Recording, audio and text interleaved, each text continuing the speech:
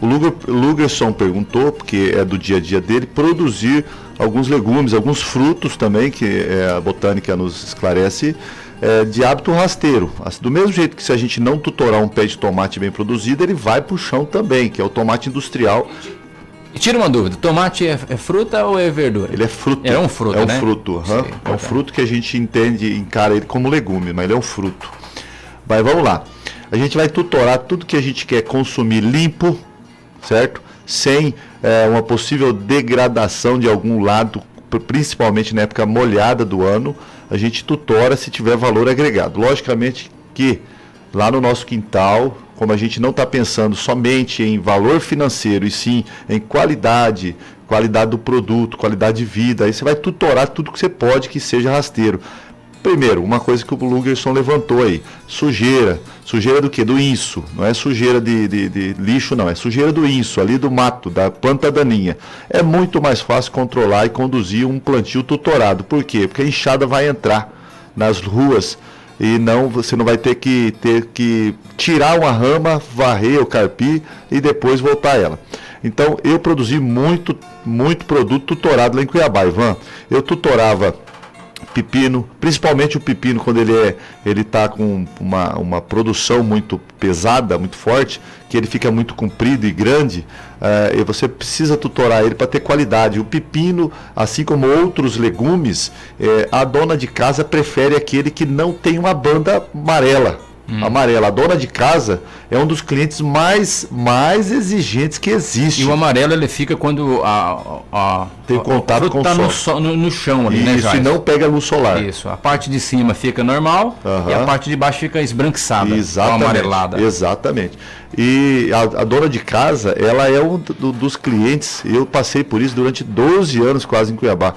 A dona de casa é um dos clientes mais exigentes que existe no sistema de compra. Ela vai lá e quer só o filé, só o top. Por quê? E tá com a razão, né, Jorge? Tá com a razão. E então, quando você vai comprar uma carne, você não manipula a carne. O açougueiro te dá a carne no saquinho. Certo ou não? Certo. Quando você vai comprar um pão, ele já tá dentro do saquinho. Prontinho. A verdura, o legume, não. A dona de casa mexe para um lado e mexe para o outro, e aperta, e apalpa, e tá. Então, assim, eu já passei por isso. Eu trazia muitas caixas e caixas de produto apalpado, amassado, de volta para a horta sem conseguir vender, porque ele passou da hora. Por quê? Porque tinha o mais bonito do lado. Olha só, não é que ele era feio. Ó, olha a comparação. É que tinha o mais bonito do lado. Se você tem um tomate mais bonito e com o mesmo preço do mais feinho, o feinho não vai sair até o ponto dele se estragar, dele ficar aquoso, dele passar do time. Então, sim, a dona de casa é muito exigente quanto à aparência dos produtos. E lembrando que nem sempre o mais vistoso e o mais bonito é o mais saudável, viu, pessoal? Porque às vezes você compra uma couve, Ivan, às vezes você compra uma couve que está lisinha a folha dela, lisinha, não tem um furadinho, só que ela não é o mais saudável. Certo. Às vezes uma couve que tem um furadinho lá, ela está mais saudável do que a lisinha que recebeu inseticida, que o bichinho também não quis. Enfim, o tutoramento é importante. E assim, uma dica, dá para tutorar muitas coisas com rama. Uma dica, faça, se você vai fazer um plantio um pouco maior, se você tiver a opção de fazer, faça no sentido que o sol caminha, Ivan.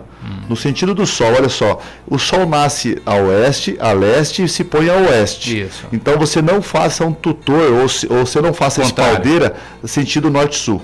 Porque de um lado do dia vai pegar sol e do outro lado não vai pegar sol. E é simples, gente, a gente aprende isso na escola. Lado direito, bota a mão direita para onde nasce o sol, lado esquerdo onde o sol se põe. À sua frente está o norte e às suas costas está o sul, não é isso, Jorge? Pronto, é isso aí, Ivan.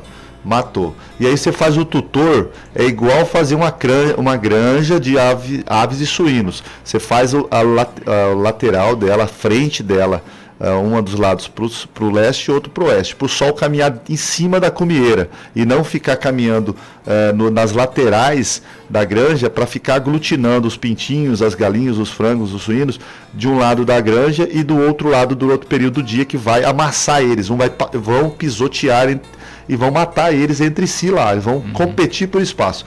Então você faz isso também com as plantas, se você tiver a boa opção e a oportunidade. Faz o tutor no sentido leste leste-oeste, que o sol vai caminhar lá dentro da entrerua, da entrelinha, vai manter o sistema mais hermético ali em questão de luz, vai entrar em todo o canto do seu tutor, da sua espaldeira, das suas ruas, e vai manter mais saudável o bacheiro, porque a luz solar é um antisséptico natural. Quando você está com muito problema de pele, espinha e tudo mais, você vai tomar banho de sol com as costas abertas ali no solzão, que vai melhorar. Ou seja, o sol é um antisséptico natural. Para as plantas também. Faz o tutor, lembrando que quando você joga essa rama no chão, essa rama vai ter contato com o solo, ela vai enraizar em vários lugares. Certo ou não? Algumas ramas têm o poder de enraizar nos nós.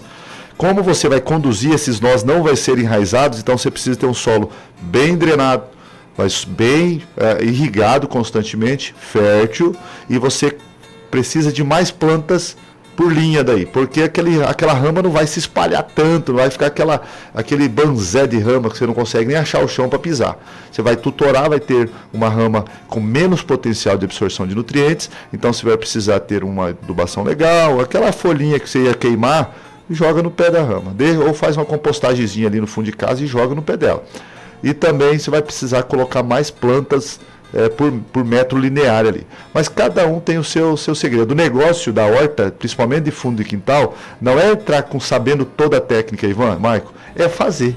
Quanto mais você faz, quanto você mais planta, melhor você vai ficando no trem. E essas hortas de fundo de quintal não é para produzir volume, para ser comercial. É produzir qualidade de vida. Porque horta no fundo de casa, desde que você não aplique um monte de tranqueira, aplica a cinza ali da churrasqueira que não levou o sal. Você faz o churrasco, coloca o sal depois. Não coloca o sal na carne, não deixa pingar sal na carne. Pega aquela cinza e joga nas suas plantas. Joga por cima para evitar um monte de inseto, principalmente os molhados, até as lesmas eles espantam, os caramujos. Por quê? Porque a cinza ela vai absorver a água desses indivíduos e vai evitar que eles se locomovam.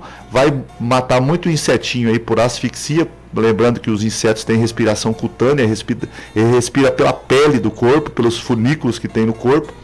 Você já vai evitar um monte de problema, vai levar naturalmente fertilidade, porque a cinza é o sal da terra resumido em forma de queima, e também vai levar a cinza do fogão a lenha, e não vai queimar as folhas não, vai fazer sua compostagem ali, vai colocar aquele restinho de comida que é mais rico, que é mais nobre em nitrogênio, junto com as folhas que tem menos nitrogênio, com aquele capim lá, você vai misturar tudo, vai deixar decompor bem vagarosamente para fazer a comida de planta. E aí você vai ter aqui no interior do Mato Grosso, é impossível nós não ter um quintal ou proximidade com algum quintal aí. Você vai fazer a sua produção e vai ser feliz com ela. Lembrando que produzir alimento é uma arte e é uma delícia, Ivan. Você tem prazer em ver uma planta crescer. Maravilha, Cássio. Ô Maico, você tem uma dúvida aí, Maico? Parece fácil, né, na teoria, mas na prática, Jais, como conduzir, né, porque tem alimentos que eles são pesados, né, tem legumes que eles são pesados, como fazer essa condução, porque pelo que eu entendi da pergunta do Lugerson, é sobre suspender, tirar do contato, né, do chão, como fazer essa condução, Jais? Entendi. Você vai ter um varal, por exemplo, com arame de cerca em cima, e você vai colocar as lascas esticando esse arame. Geralmente as lascas nas beiradas, das extremidades, são inclinadas para fora da rua, ou seja, para frente, para aguentar a pressão do esticamento. E você vai fazer essas lascas bem fincadinhas ali e vai esticar o arame. O arame tem que aguentar o peso de todas essas plantas. E o que a gente gosta de fazer? Até essa planta chegar nesse arame, nesse varal, você vai ter que conduzir ela como? Com fitilho. Fitilho, você vai amarrar em cima e vai conduzir essa planta amarrando. E essa planta naturalmente ela vai se enrolando através das gavinhas. Lembra aqueles enroladinhos que ela faz? Estrutura de fixação chamada gavinhas. E também dá para você fazer uma espaldeira bem pequenininha, tipo tomate, com as laterais ali, com as estacas bem próximas da outra, e passar os fitilhos horizontalmente, de uma lasca para outra, e entrelaçando como se fosse um zigue-zague nessas fitas. Você vai passando uma para frente, outra para trás, e vai conduzindo essas plantas. Os frutos, quando começar a pesar, você vai ter que dar fazer uma maneira de fazer os fitilhos suportar o peso desses frutos quando eles forem muito grandes. Tipo, não dá para fazer isso, por exemplo, com melancia, né, Jais? Os asiáticos fazem com tudo, só que eles têm excesso de recurso, eles têm a indústria a seu favor. Igual nós já falávamos aqui, os asiáticos, por exemplo, China, Índia, Malásia como um todo lá, eles têm a indústria a seu favor, então eles compram a matéria-prima industrial muito barata, os fitilhos, os arames, tudo é barato para eles. Chega caro para nós aqui. Aqui que o produtor rural tem que pagar milão num rolo de arame de zinco e zincado, né? De aço zincado. Para eles lá, eles têm indústria mais barata, porque o sistema tributário e tudo mais tem mais indústria, mais eficiente que nós. Então, para conduzir os frutos grandes, aí você vai ter que ter uma paciência, porque os frutos grandes pesam e eles quebram o pendúculo, né? Aquele que liga o fruto à planta-mãe. Então, você vai ter que ter uma paciência aí com os frutos maiores. Mas todo fruto de ramo é possível tutorar eles, viu, Ivan? Todo fruto de ramo é possível você conduzir eles, pensando em espaço, luminosidade, ventilação e principalmente a limpeza. Você consegue capinar nas entrelinhas muito facilmente. A gente vê muito isso com o chuchu, né, Jais? Exato. Você faz o geralzinho ali para o cultivo do chuchu, né? Acho que dá para seguir em regra, né? Dá. Deixa eu ver o Lugerson aqui, que dúvida que ele tem ainda, né, Lugerson? Fala, Lugerson. Eu sei que está bem apurado o tempo aí, mas só para finalizar esse assunto, a respeito desse tutorial aí, que o Jairson falou, a questão da adubação, né, Jais? Porque muitas rasteiras, elas vão enraizando, né? Passa um tempinho aqui, alguns metros, enraiza em outro canto, e vai fortalecendo a planta. Como é que eu faço a adubação, o processo de adubação, para continuar a planta toda saudável e produzir uma boa quantidade de frutos? Tem que achar a parte principal ali da planta, Jais, o pé? É isso aí. O Lucas falou uma coisa importante que nós estávamos falando. A abóbora faz muito isso, né? Os nós, né? Vai produzindo raiz. Nesse caso do tutoramento, ela não tem a possibilidade de produzir raiz.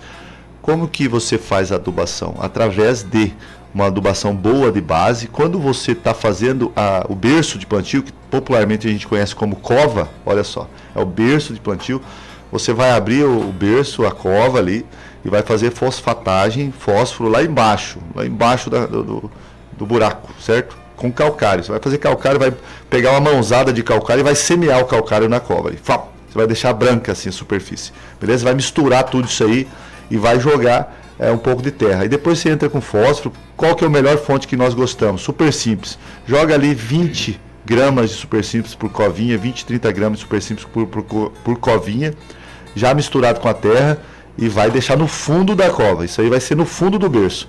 Aí você vem um pouquinho mais de terra, faz a semeadura ou coloca a plantinha ali de transplante, a plantinha já produzida, a mudinha, exatamente. E aí você vem fazendo as adubações conforme for aumentando o tamanho da planta e a produção de frutos com o quê? Com N e K. Porque a fórmula tradicional é o NPK, certo ou não? NPK. No começo, quando a planta está pequena, você não precisa de muito N nem muito K. Por quê? Porque isso aí é feito para esses nutrientes.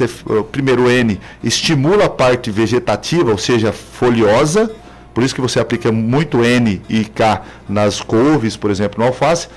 Você não precisa de tanto no começo, porque não tem uma planta grande. Então você tira isso aí para não gastar dinheiro, coloca só o P, só o fósforo mesmo, P.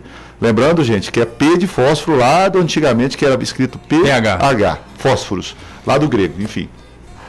Aí você coloca só o fósforo e esquece o resto, porque não vão gastar dinheiro com o que a gente vai perder. Aí quando a planta estiver crescendo, você vai lá e dá pequenas doses de NK, nitrogênio e potássio. Pequenas doses, semeado em volta como se fosse um anel ali em volta, que é um círculo em volta da copa, e coroamento, né? Você vai fazer uma coroa e jogar de pouquinho, bem de pouquinho mesmo. Por quê? Para não queimar e não gastar dinheiro. Aí você vai estimulando essa planta a crescer. Conforme você estimula essa planta a crescer, ela tem fósforo lá embaixo nas raízes, porque a planta precisa de fósforo lá embaixo, não é em cima não. E NP lá em cima. Você vai semeando aos pouquinhos, vai fazendo essa planta crescer. Isso aí nós estamos falando de adubo químico. Lembrando que o adubo mais completo que existe, o adubo mais perfeito ao ponto de vista de equilíbrio, é o adubo orgânico. Por quê? O adubo orgânico vem do organismo planta. Você vai fazer um resumão ali de um monte de resto de planta numa composteira. Os micro-organismos vêm e vai degradar essas restos de planta, vai transformar em terra de novo esse trem aí, essa bagaceira. E se planta é uma planta perfeita, então ele vai ter um resíduo de planta. E resíduo de planta é um adubo perfeito. Por isso que o humus é tão bom. Por isso que a matéria orgânica é tão boa lá que você pega do mato. Porque o adubo orgânico, ele é planta moída, degradada por micro-organismo. Então ela se torna perfeita. Por quê? Porque tem proporcionalmente todos os nutrientes que as plantas precisam. Então o adubo orgânico é sempre preferível nesses casos, principalmente em horta, fundo de casa. Adubo orgânico você consegue fazer, usar o resto de comida, não jogar fora, pegar a casca de ovo, triturar e jogar no meio ali, que você vai ter tudo que a planta precisa, porque veio de outras plantas que já morreram e já foram decompostas. Então basicamente é isso, é a natureza produzindo mais natureza. Muito bem, já. E a gente gosta de pensar dessa maneira, Ivan. Legal, boas dicas, muita informação aí para você que está ouvindo o programa. E, de fato, claro que numa escala industrial é difícil, né, Jais, fazer o tutoramento, né, porque a mão de obra acaba sendo dispendiosa, muito difícil de fazer, mas para quem tem uma pequena propriedade, para quem tem uma chácara, um pequeno sítio, que faz esse cultivo até mesmo para a família, isso se torna mais prático, né, até. Hoje é muito difícil a mão de obra, mas o tutoramento, Ivan, de tomate, o tomate, se nós não tutorarmos, ele cai no chão, né? Ô Jais, vale lembrar que essa questão do tutoramento aí, ele vai, digamos que a qualidade do produto final é basicamente a visibilidade dele, né? Porque o sabor, esse tipo de coisa, eu acredito que não interfira, né? Não interfere. Você tem lá uma planta que é produzida, está lá no chão, aí fica branco de um lado, esbranquiçado, amarelado, do outro lado normal da planta, do fruto ali, do legume, enfim, mas ele não vai sofrer alteração no seu sabor, né, Jais? Não sofre. Tanto é que o extrato de tomate, o molho de tomate, o nosso ketchup é feito por tomate industrial. Esse tomate industrial é produzido em moita, rasteiro no chão,